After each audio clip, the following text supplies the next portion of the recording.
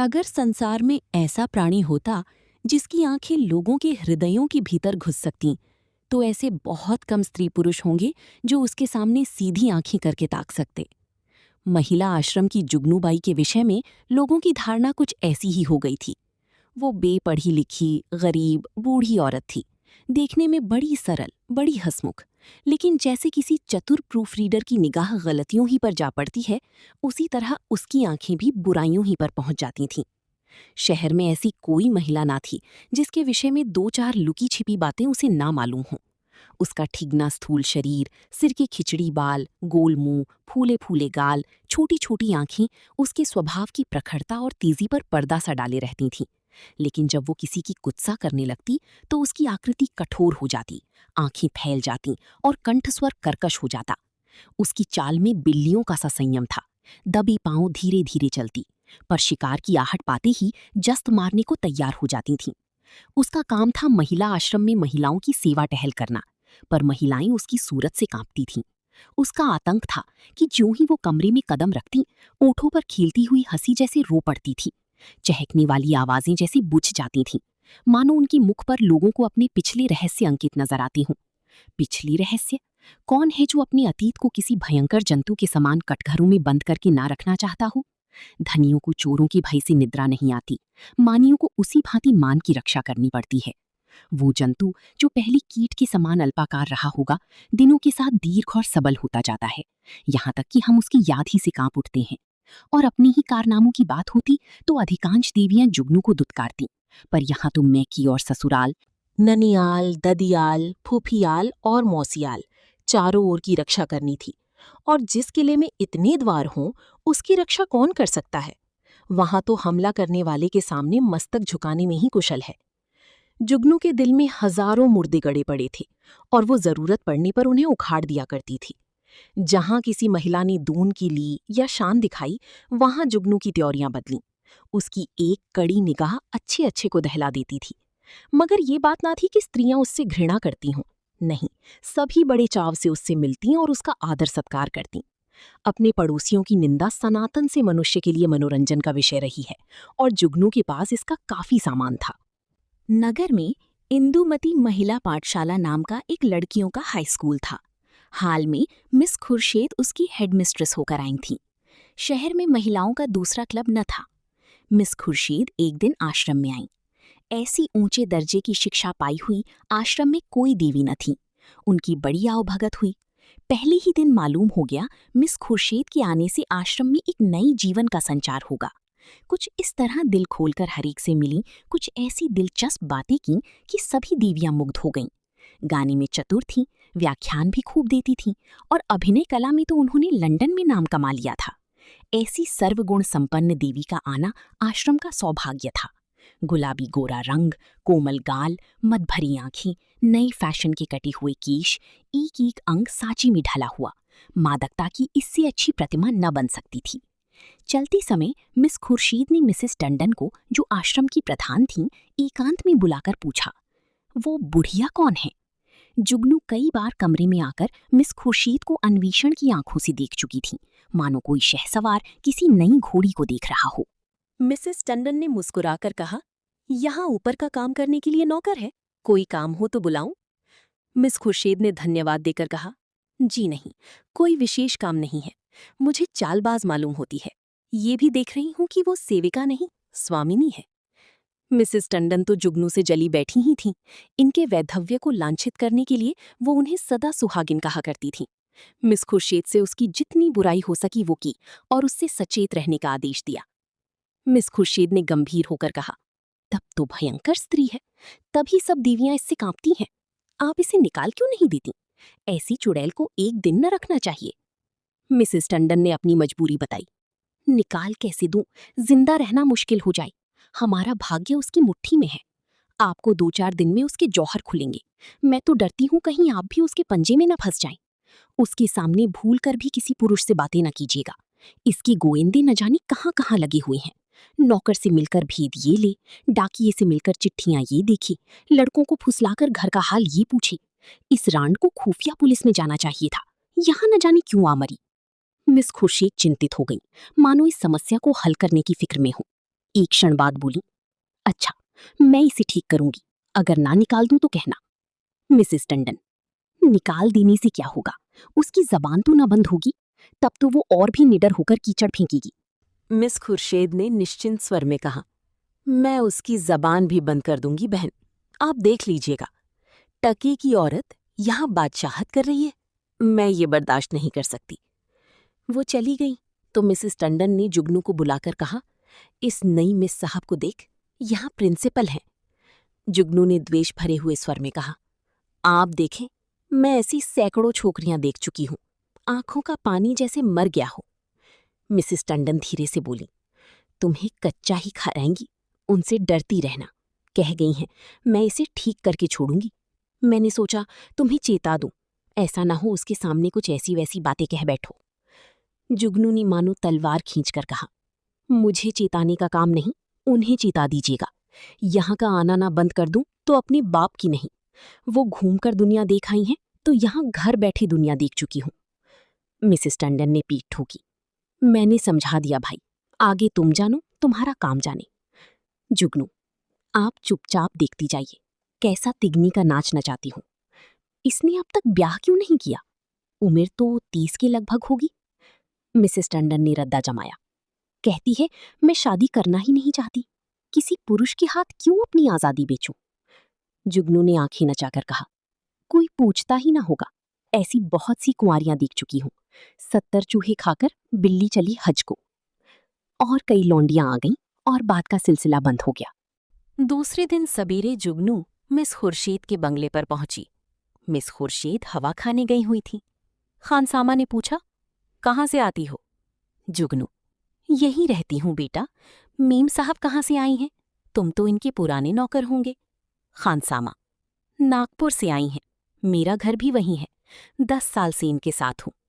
जुगनू, किसी ऊंचे खानदान की होंगी, वो तो रंग ढंग से ही मालूम होता है। खानसामा, खानदान तो कुछ ऐसा ऊंचा नहीं, हाँ, तकदीर की अच्छी हैं।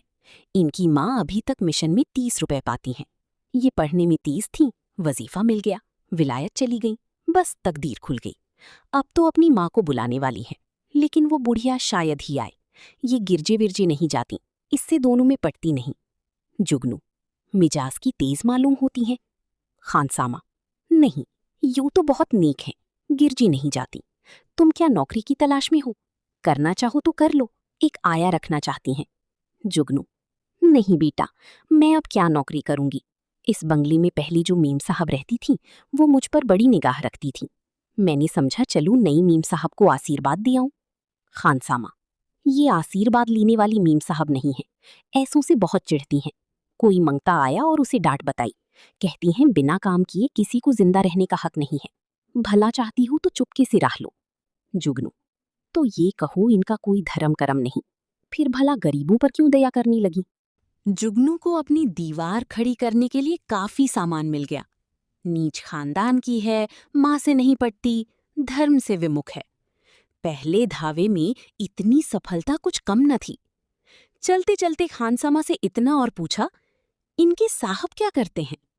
खानसामा ने मुस्कुराकर कहा, इनकी तो अभी शादी ही नहीं हुई, साहब कहाँ से होंगे? जुगनू ने बनावटी आश्चर्य से कहा, अरे, अब तक ब्याह ही नहीं हुआ? हमारे यहाँ तो दुनिया हंसने लगे।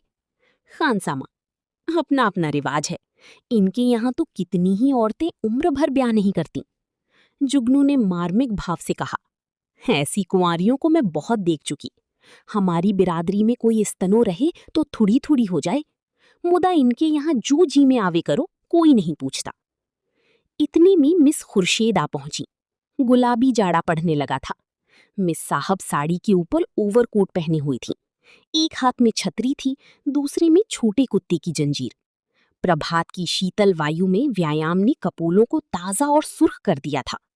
जुगनू ने झुककर सलाम किया, पर उन्होंने उसे देखकर भी न देखा। अंदर जाते ही खानसामा को बुलाकर पूछा, ये औरत क्या करने आई है? खानसामा ने जूते का फीता खोलते हुए कहा, भिखारिन है हुजूर, पर औरत समझदार है। मैंने कहा यहाँ नौकरी करेगी तो राजी नहीं हुई। पूछने लगी इनके साहब क्या करते हैं।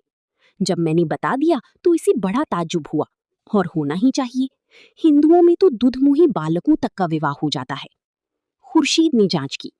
और क्या कहती थी? और तो कोई बात नहीं हुजूर। अच्छा, उसे मेरे पास भेज दो। जुगनू ने ज्यों ही कमरे में कदम रखा, मिस खुर्शीद ने कुर्सी से उठकर स्वागत किया।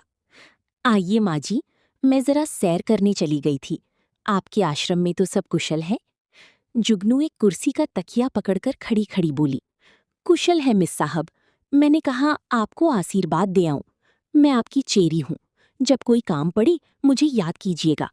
यहाँ अकेले तो हुजूर को अच्छा न लगता होगा। मिस खुर्शीद, मुझे अपनी स्कूल की लड़कियों के साथ बड़ा आनंद मिलता है। वो सब मेरी ही लड़कियां हैं। जुगनू ने मातृभाव से सिर हिलाकर कहा। ये ठीक है मिस साहब, पर अपना अपना ही है। दूसरा अपना हो जाए तो अपनों के लिए कोई क्यों रोए? सहसा एक सुंदर सजीला युवक रेशमी सूट धारण किए जूते चरमर करता हुआ अंदर आया। मिस खुर्शीद ने इस तरह दौड़कर प्रेम से उसका अभिवादन किया मानो जामी में फूली ना समाती हो। जुगनू उसे देखकर कोने में दुबक गई। खुर्शीद ने युवक से गले मिलकर कहा, प्यारी, मैं कब से तुम्हारी राह देख रही हूँ। जुगनू से, माँ जी आप जाएं, फिर कभी आना। ये हमारी परम मित्र विलियम किंग हैं। हम और ये बहुत दिनों तक साथ साथ पढ़े हैं। जुगनू चुपकी से निकलकर बाहर आई। खानसामा खड़ा था। पूछा, ये लोंडा कौन है? खानसामा ने सिर हिलाया। मैंने इसे आज ही देखा है। शायद अब कुंवारपन से जी उबा। अच्छा तरादार जवान है। जुगनू, दोनों इस तरह टूटकर गली मिली हैं कि मैं तो लाज की मारी गड़ गई। ऐसा चुमा चाटी तो जोड़ो खसम में नहीं होती। दोनों लिपट गए। लौंडा तो मुझे देखकर कुछ झिझकता था, पर तुम्हारी मिस साहब तो जैसी मतवाली हो गई थी। खानसामा ने मानो अमंगल की आभास से कहा, मुझे तो कुछ बेढब मुआमला नजर आता है। जुगनू तो यहाँ से सीधे मिसेस टंडन के घर पहुंची। इधर मिस खुर्शीद और युवक में बातें होने लगीं। मिस खुर्शीद ने कहकहा मारकर कहा, तुमने अपना पाठ खूब खेला लीला। बुढ़िया सचमुच चौंधिया गई। लीला, मैं तो डर रही थी कि कहीं बुढ़िया भांप न जाए। मिस खुर्शीद, मुझे विश्वास था वो आज जरूर आएगी। मैंने दूर ही से उसे बरामदे में देखा और तुम्हें सूचना दी। आज आश्रम में बड़े मजे रहेंगे। जी चाहता है महिलाओं की कनफुसकियां सुनती। देख लेना, सभी उसकी बातों पर विश्वास करेंगी। लीला, तुम भी तो जानबूझकर दलदल में पांव रख रही हो। मिस खुर्शीद, मुझे अभिनय में मजा आता है। दिल लगी रहेगी। बुढ़िया ने बड़ा जुल्म कर रखा है। जरा उसे सबक देना चाहती हूँ। कल तो इसी वक्त इसी ठाट से फिर आ जाना। बुढ़िया कल फिर आएगी। उसके पेट में पानी न हजम होगा। नहीं, ऐसा क्यों? जिस वक्त वो आएगी मैं तुम्हें खबर दूंगी। बस तुम छैला बनी हुई पहुंच जाना। आश्रम में उस दिन जुगनू को दम मारने की फुर्सत न मिली। उसने सारा वृत्तांत मिसेस टंडन से कहा। मिसेस टंडन दौड़ी हुई आश्रम पहुंची और अन्य महिलाओं को खबर सुनाई। जुगनू उसकी तस्दीक करने के लिए बुलाई गई। जो महिला आती वो जुगनू के मुंह से ये कथा सुनती। हर एक रिहर्सल में कुछ रंग और चढ़ जाता। यहाँ तक कि दोपहर होते होते सारे शहर के सभ्य समाज में वो खबर गूंज उठी। एक देवी ने पूछा, ये युवक है कौन? मिसेस टंडन, सुना तो उनके साथ का पढ़ा हुआ है। दोनों में पहले से कुछ बातचीत रही होगी। वही तो मैं कहती थी कि इतनी उम्र हो गई ये कुंवारी कैसे बैठी है। अब कलई खुली। जुगनू, और कुछ हो या ना हो, जवान तो बांका है। टंडन, ये हमारी विद्वान बहनों का हाल है। जुगनू, मैं तो उसकी सूरत देखते ही ताड़ गई थी। धूप में बाल नहीं सफेद किए हैं। टंडन, कल फिर जाना।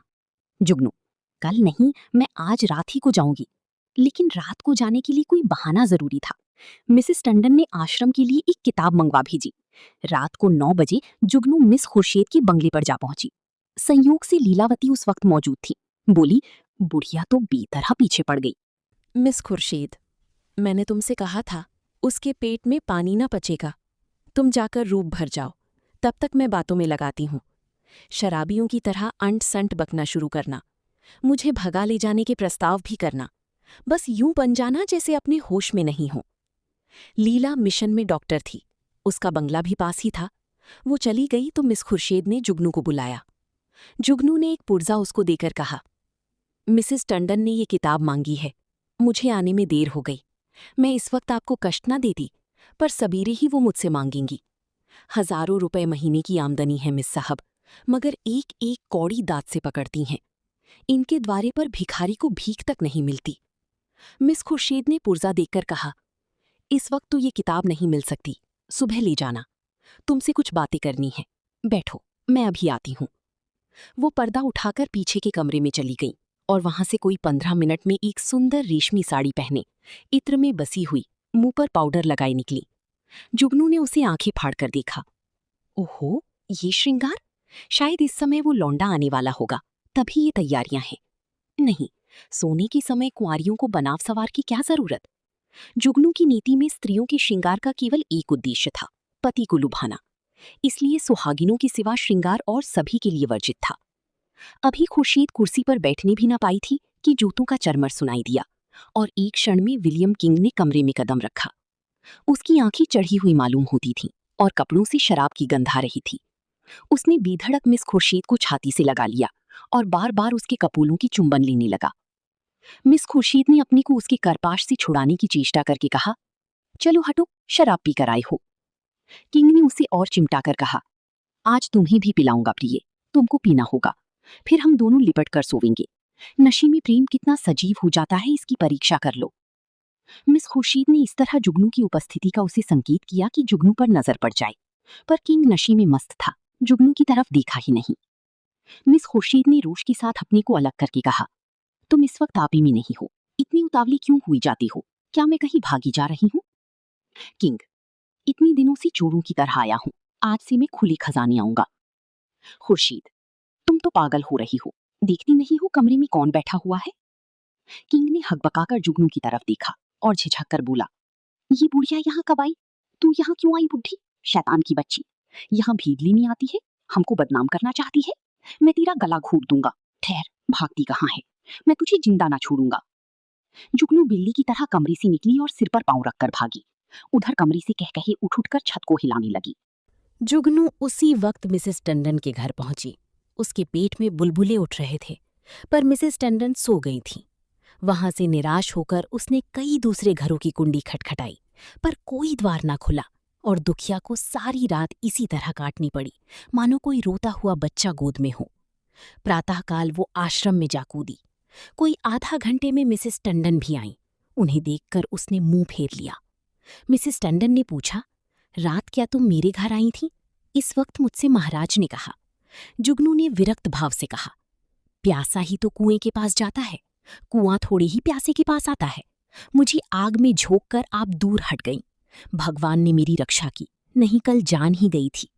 मिसेस टंडन ने उत्सुकता से कहा, क्या हुआ? क्या कुछ कहो तो। मुझे तुमने जगह क्यों न लिया? तुम तो जानती हो मेरी आदत सवेरे सो जाने की है। महाराज ने घर में घुसने ही न दिया, जगह कैसे लेती? आपको इतना तो सोचना चाहिए था कि वो वहां गई हैं तो आती होंगी। घड़ी भर बाद ही सोती तो क्या बिगड़ जाता, पर आपको किसी की क्या परवाह। तो क्या हुआ? मिस खुर्शीद मारने दौड़ी? वो नहीं मारने दौड़ी, उनका वो खसम है, वो मारने दौड़ा। लाल आंखें निकाले आया और मुझसे कहा, निकल जा। जब तक मैं निकलूं तब तक हंटर खींचकर दौड़ ही तो पड़ा। मैं सिर पर पांव रखकर ना भागती तो चमड़ा उधेड़ डालता, और वो रांड बैठी तमाशा देखती रही। दोनों में पहले से सधी बधी थी। ऐसी उल्टाओं का मुंह देखना पाप है, बेसवा भी इतनी निर्लज ना होगी। जरा देर में और देवियां आ पहुंची। ये वृत्तांत सुनने के लिए सभी उत्सुक हो रही थीं। जुगनू की कैंची अविश्रांत रूप से चलती रही। महिलाओं को इस वृत्तांत में इतना आनंद आ रहा था कि कुछ ना पूछो। एक एक बात को खोद खोद कर पूछती थीं। घर के काम धंधे भूल गए, खाने पीने की सुधि भी ना रही, और एक बार सुनकर उनकी तृप्ति ना होती थी, बार बार वही कथा नए आनंद से सुनती थी। मिसेस टंडन ने अंत में कहा, हमें आश्रम में ऐसी महिलाओं को लाना अनुचित है। आप लोग इस प्रश्न पर विचार करें। मिसेस पांड्या ने समर्थन किया, हम आश्रम को आदर्श से गिराना नहीं चाहते। मैं तो कहती हूँ ऐसी औरत किसी संस्था की प्रिंसिपल बनने की योग्य नहीं। मिसेस बांगड़ा ने फरमाया, जुगनूबाई ने ठीक कहा था, ऐसी औरत का मुंह देखना भी पाप है। उससे साफ कह देना चाहिए, आप यहाँ तशरीफ ना लावें। अभी ये खिचड़ी पक ही रही थी कि आश्रम के सामने एक मोटर आकर रुकी। महिलाओं ने सिर उठा उठा कर देखा। गाड़ी में मिस खुर्शीद और विलियम किंग बैठी हुई थी। जुगनू ने मुंह फैलाकर हाथ से इशारा किया, वही लौंडा है। महिलाओं का संपूर्ण समूह चिक के सामने आने के लिए विकल हो गया। मिस खुर्शीद ने मोटर से उतरकर हुड बंद कर दिया और आश्रम के द्वार की ओर चलीं। महिलाएं भाग भाग कर अपनी अपनी जगह आ बैठीं। मिस खुर्शीद ने कमरे में कदम रखा। किसी ने स्वागत न किया। मिस खुर्शीद ने जुगनू की ओर निसंकोच आंखों से देखकर मुस्कुराते हुए कहा, कहिए बाई जी, रात आपको चोट तो नहीं आई? जुगनू ने बहुतेरी दीदा दिलेर स्त्रियां देखी थीं, पर इस ढिठाई ने उसे चकित कर दिया। चोर हाथ में चोरी का माल लिए साह को ललकार रहा था। जुगनू ने ऐंठ कर कहा, जीना भरा हो तो अब पिटवा दो, सामने ही तो है। खुर्शीद, वो इस वक्त तुमसे अपना अपराध क्षमा कराने आई हैं। रात वो नशे में थी। जुगनू ने मिसेस टंडन की ओर देखकर कहा, और आप भी तो कुछ कम नशे में नहीं थी। खुर्शीद ने व्यंग्य समझकर कहा, मैंने आज तक कभी नहीं पी, मुझ पर झूठा इल्जाम मत लगाओ। जुगनू ने लाठी मारी, शराब से भी बड़ी नशे की चीज है कोई, वो उसी का नशा होगा। उन महाशय को पर्दे में क्यों ढक दिया? दीवियां भी तो उनकी सूरत देखती। मिस खुर्शीद ने शरारत की, सूरत तो उनकी लाख तो लाख में एक है। मिसेस टंडन ने आशंकित होकर कहा, नहीं, उन्हें यहां लाने की जरूरत नहीं, आश्रम को हम बदनाम नहीं करना चाहती। मिस खुर्शीद ने आग्रह किया, मुआमले को साफ करने के लिए उनका आप लोगों के सामने आना जरूरी है। एक तरफा फैसला आप क्यों करती हैं? मिसेस टंडन ने टालने के लिए कहा, यहाँ कोई मुकदमा थोड़ी ही पेश है। मिस खुर्शीद, वाह, मेरी इज्जत में बट्टा लगा जा रहा है और आप कहती हैं कोई मुकदमा नहीं है। मिस्टर किंग आएंगे और आपको उनका बयान सुनना होगा। मिसेस टंडन को छोड़कर और सभी महिलाएं किंग को देखने के लिए उत्सुक थीं। किसी ने विरोध न किया। खुर्शीद ने द्वार पर आकर ऊंची आवाज से कहा, तुम जरा यहां चले आओ। हुड खुला और मिस लीलावती रेशमी साड़ी पहनी मुस्कुराती हुई निकल आईं। आश्रम में सन्नाटा छा गया। देवियां विस्मित आंखों से लीलावती को देखने लगीं। जुगनू ने आंखें चमकाकर कहा, उन्हीं कहाँ छिपा दिया आपने? खुर्शीद, छू मंतर से उड़ गए, जाकर गाड़ी देख लो। जुगनू लपक कर गाड़ी के पास गई और खूब देखभाल कर मुंह लटकाए हुए लौटी। मिस खुर्शीद ने पूछा, क्या हुआ, मिला कोई? जुगनू, मैं ये तिरिया चरित्र क्या जानूं? लीलावती को गौर से देखकर, और मर्दों को साड़ी पहनाकर आंखों में धूल झोंक रही हो, यही तो है वो रात वाले साहब। खुर्शीद, खूब पहचानती हो? हाँ हाँ, क्या अंधी हूं? मिसेस टंडन, क्या पागलों सी बातें करती हो जुगनू, ये तो डॉक्टर लीलावती हैं। जुगनू उंगली चमकाकर, चलिए चलिए, लीलावती हैं, साड़ी पहनकर औरत बनते लाज भी नहीं आती। तुम रात को इनके घर नहीं थी? लीलावती ने विनोद भाव से कहा, मैं कब इनकार कर रही हूँ? इस वक्त लीलावती हूँ, रात को विलियम किंग बन जाती हूँ, इसमें बात ही क्या है? देवियों को अब यथार्थ की लालिमा दिखाई दी। चारों तरफ कहकहे पड़ने लगी। कोई तालियां बजाती थीं, कोई डॉक्टर लीलावती की गर्दन से लिपट जाती थीं, कोई मिस खुर्शीद की पीठ पर थपकियां देती थीं। कई मिनट तक हू हक मचता रहा। जुगनू का मुंह उस लालिमा में बिल्कुल जरा सा निकल आया, जबान बंद हो गई। ऐसा चरका उसने कभी न खाया था, इतनी जलील कभी न हुई थी। मिसेस मेहरा ने डांट बताई, अब बोलो दाई, लगी मुंह में कालिक की नहीं? मिसेस बांगड़ा, इसी तरह सबको बदनाम करती है। लीलावती, आप लोग भी तो जो ये कहती है उस पर विश्वास कर लेती हैं। इस हरबोंग में जुगनू को किसी ने जाते न देखा। अपने सिर पर ये तूफान उठते देखकर उसे चुपके से सरक जाने में ही अपनी कुशल मालूम हुई। पीछे के द्वार से निकली और गलियों गलियों भागी। मिस खुर्शीद ने कहा, जरा उससे पूछो मेरे पीछे क्यों पड़ गई थी? मिसेस टंडन ने पुकारा, पर जुगनू कहाँ? तलाश होने लगी, जुगनू गायब। उस दिन से शहर में फिर किसी ने जुगनू की सूरत नहीं देखी। आश्रम के इतिहास में ये मामला आज भी उल्लेख और मनोरंजन का विषय बना हुआ है। अगली बार एक नई कहानी के साथ फिर मिलेंगे।